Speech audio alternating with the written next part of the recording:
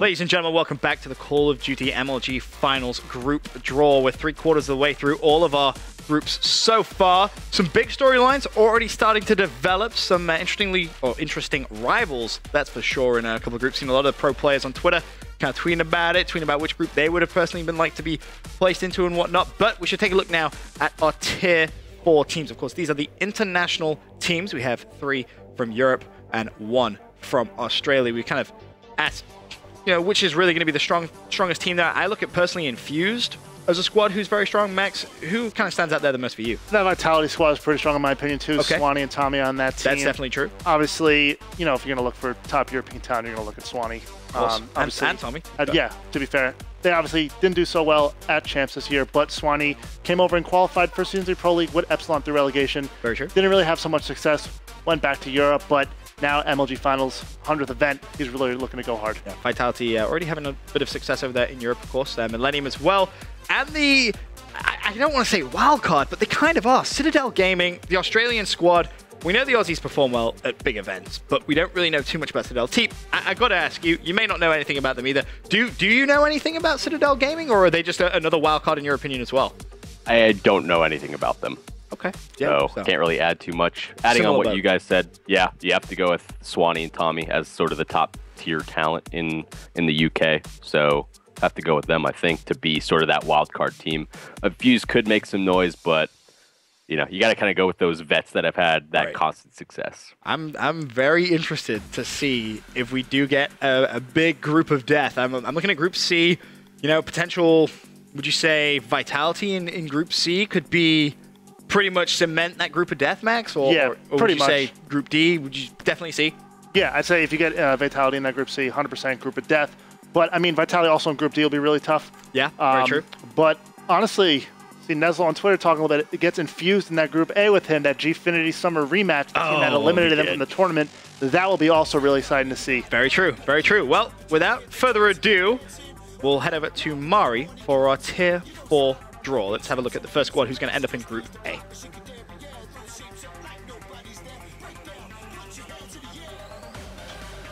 Big old shuffle from Mari. I like it. Make sure it's random. Here we go. So the first Tier 4 team to be drawn into Pool A, or Group A, is going to be, I can't believe it, it's Team Infused. Oh my They God. fall into Group A. Neslo is like some sort of prediction wizard. He kind of was DMing me and texting me earlier on. He was like, yo, I can just feel it. I'm going to get up to gaming in my group. He just tweeting about it. He's going to get Team Infused. Well, oh God. Ask and you shall receive. Pretty much. Teep, in overall there for Group A, just really, really briefly, Team Infused, can they finish in the top 2 of that group? I really don't think so, to be honest. I think it's going to be OG and TK. To be honest, if I'm OG, I'm just kind of laughing at my group, not trying to put down any other team. I just really think OG is just staircases ahead of the other teams in the group. I think it's going to be OG and TK 1-2. I don't think we're going to see any upsets there. Okay, well, that's the first squad from Tier 4 officially drawn. Mari, back over to you to tell us the second squad drawn into Group B.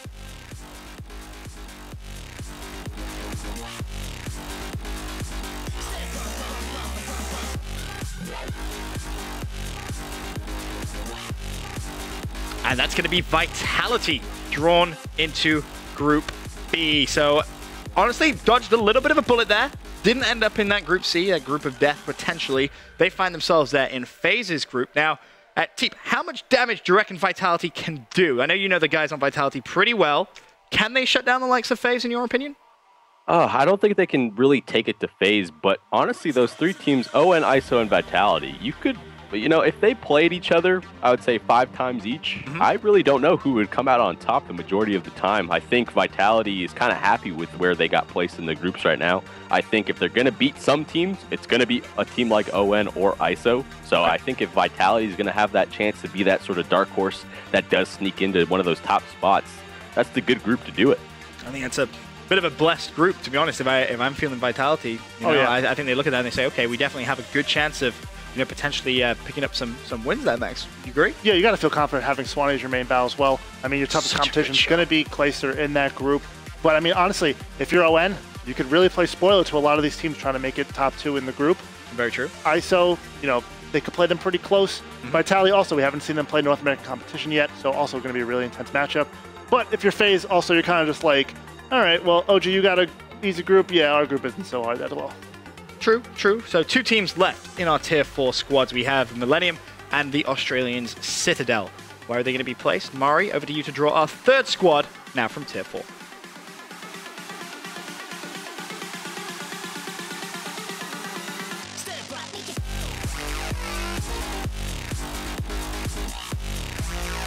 And that is going to be Millennium finding their way into Group C. Do Millennium stand a chance in Group C, or is that just too difficult for these guys? I think that's tough. I would have liked to see Vitality in that group just so we can see just a absolutely crazy group where every single matchup would mean a lot. Not to say that Group B isn't the same, but I think Group C is it's going to be crazy. I don't know if Denial is going to come out on top, to be honest. If Epsilon or Rise take one of those first games off them early in the group, it's going to be tough for them to bounce back, especially with the new roster. They're going to maybe start to doubt some of the changes that they've made.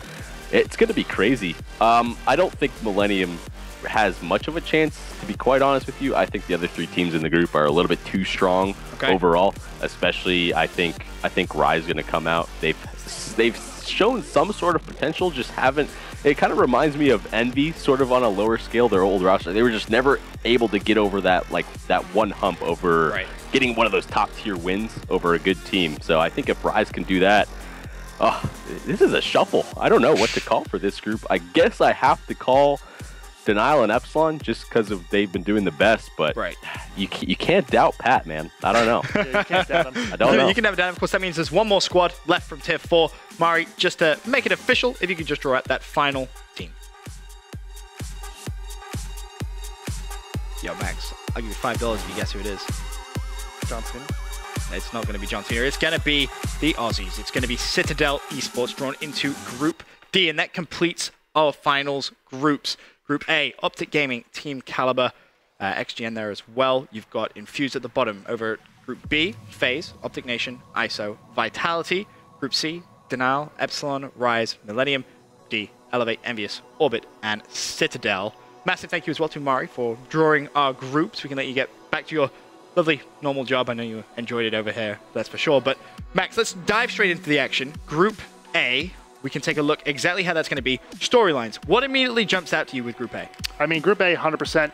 You got to take Greenwall to finish first, right? Absolutely. 100%. And then right now, you have Infused versus TK. That's going to be the hottest matchup, I think, in Group A, just because obviously there's that bad blood there between Neslo and that squad. Denied them a shot at that $100,000 prize pool from Gfinity Summer. XGN, kind of a little bit of a dark horse, making some roster changes after the whole roster mania from Season 3. Picked up some new players. Those are kind of been up and down in AW. We saw them on SB at Champs. Very true. Didn't do too bad there. Just ran into Optic Gaming and losers bracket, so they were finished outside of the money. But right now, I think you could pretty much call any of these teams to finish second in this group. But also, good point to mention, if you're the top seed open bracket team, or if you're an open bracket team in general that make it to this group, you pretty much have a good chance to make it top 2 as well. Very true. Very true. TP. Lots of storylines you can kind of look at from Group A. Of course, TK versus Optic Gaming at the start of the game. They had some good battles. But what in your mind is the likelihood, or is there even a possible chance? Is there a realm in this universe where Optic Gaming don't finish first in that pool? Optic's going to win the group. Let's be honest about it. They're way better than every other group, or every other team in the group. Okay. I think it's going to be fairly easy for them, to be quite honest. I would be surprised if they lost more than a couple maps throughout the whole group. Second, though, I kind of agree. Like, TK has the same sort of thing where they shuffle out the same, 2, 3, 4 players over and over again, year to year, from game to game, and just sort of keep getting those same average results. Is switching back to Apathy once again gonna have a different result? I really don't know. I do think they are the second strongest team in the group. Okay. But shuffling the same players hasn't seemed to be working to, get them into that consistent top tier placing. Right. But they are the second best team in the group. Okay. So let's take a look at Group B now and go a little bit more in depth for that one. Any emerging storylines immediately count you in there, Max, or is it just, pretty good group for FaZe? Pretty good group for FaZe. I mean, right now, looking at it, ISO and Vitality, I think are going to be battling for that top, that second place spot. Okay. in Group B, ON, you know, can't really, you know, count them out. They do have some talented players on their team, but am I going to put my money on them? I can't really say I will.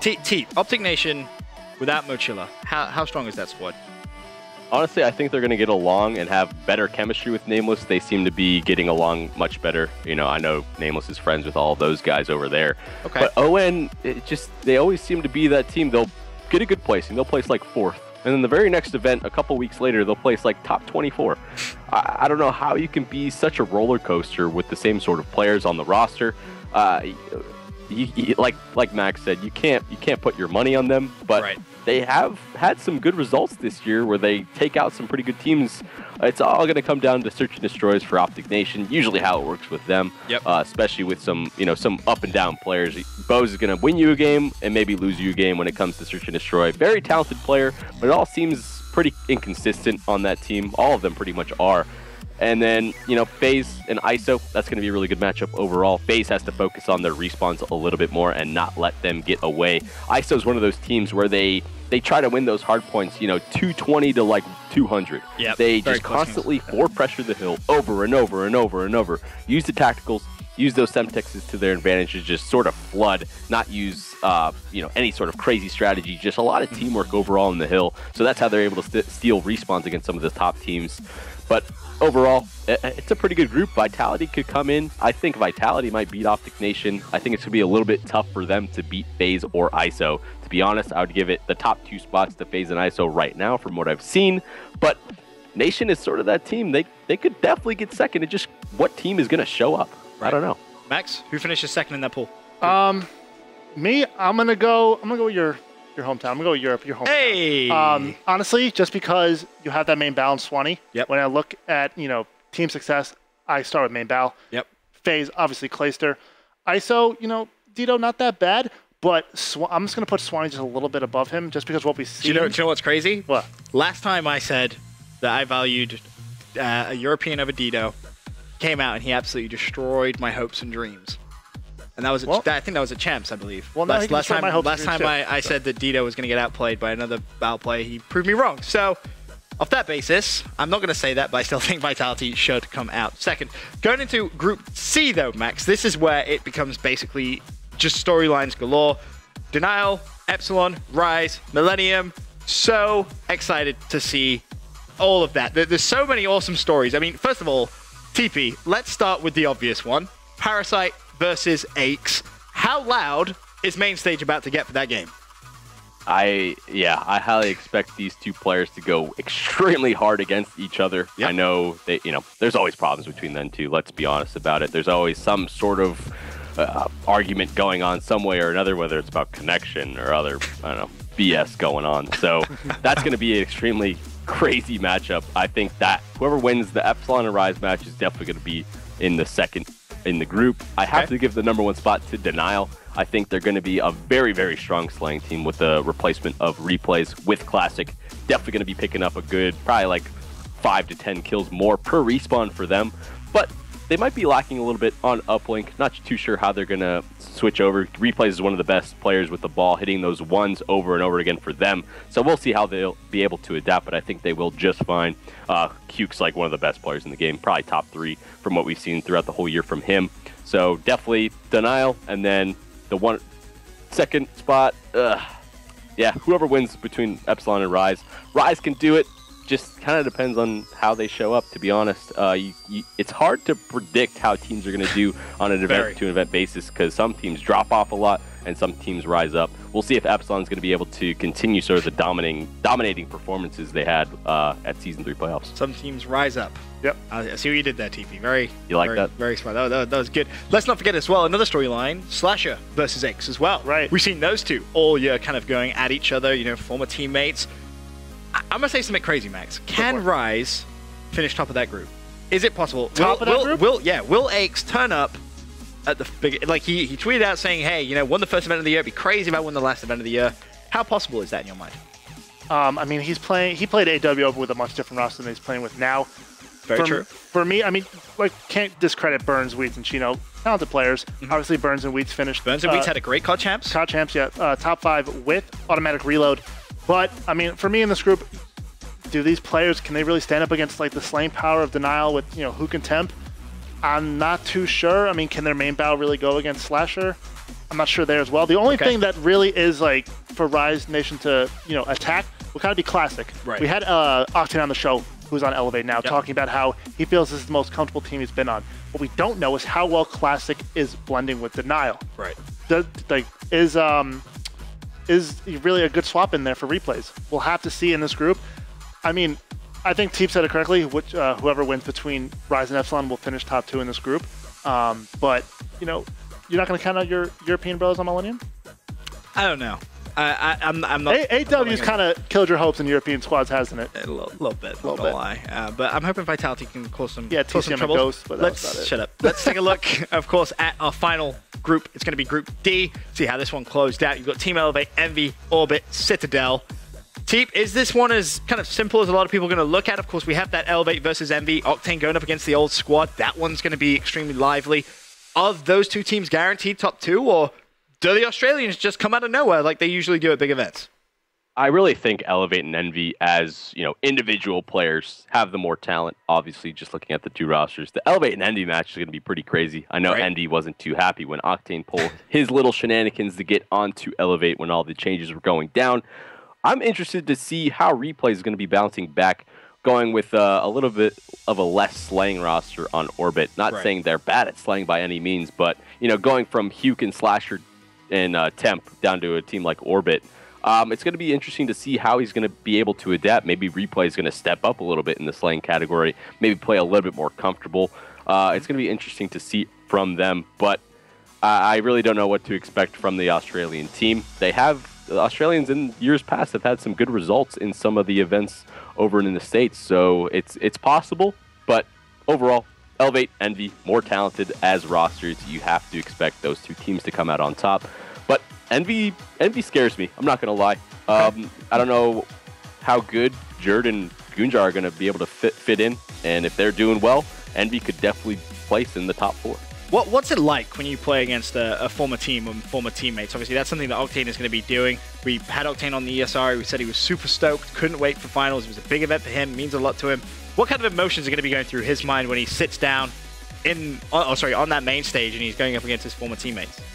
Honestly, Octane seems like a pretty chill guy, at least when I've talked to him, so I don't think he's going to let the sort of tension get to him in any sort of way. He's one of the best battles in the game. Plays on a little bit of a higher sensitivity, so he's able to make some of those flashy shots that we don't see from some of the other players. But I know Envy definitely wasn't too happy. Looney wasn't too happy with sort of how he went about the roster change. So I think there's going to be some bad blood there. Envy's going to come out with a little bit more fire, I would say, just to sort of prove him wrong, since they were constantly improving and he just sort of dipped on all the work that they put in. So that's going to be a heated matchup. I'm excited to see it, to be honest.